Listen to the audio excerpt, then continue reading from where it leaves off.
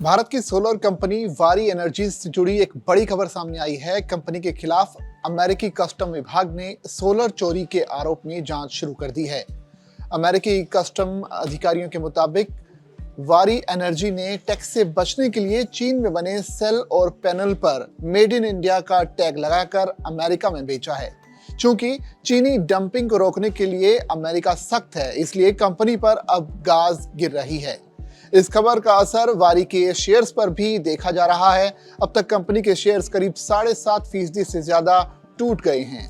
अमेरिकी सीमा शुल्क और सीमा सुरक्षा विभाग ने वारी और American alliance for solar manufacturing trade committee के वकीलों को भेजे एक मेमो में इस जांच का खुलासा किया है। ये समिति घरेलू और ऊर्जा निर्माताओं का एक गठबंधन है, जिसने इस साल की शुरुआत में एजेंसी को पत्र लिखकर जांच का अनुरोध किया था।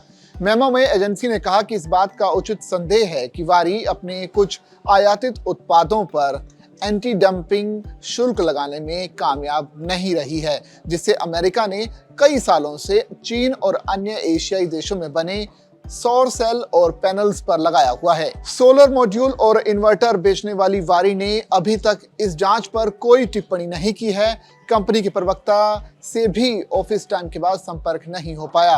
पिछले 2 सालों में जब से वाणिज्य विभाग ने 4 दक्षिण पूर्व एशियाई देशों के प्रोडक्ट्स पर टैरिफ लगाया है, भारत से अमेरिका में सोलर पैनल्स का आयात बहुत हद तक बढ़ गया है। ये पैनल्स अमेरिका की सप्लाई का एक बड़ा हिस्सा हैं। अमेरिका 1 दशक से भी ज्यादा समय से चीन के सोलर पैनल्स पर टैरिफ लगा रहा है। अमेरिकी कस्टम विभाग की ओर से आए इस फैसले का असर कंपनी के शेयर्स पर भी देखने को मिल रहा है। वारी के शेयर आज करीब 7.43% की तेजी के साथ ट्रेड कर रहे थे, लेकिन सोलर कंपनी के स्टॉक में भयंकर बिकवाली भी हावी है।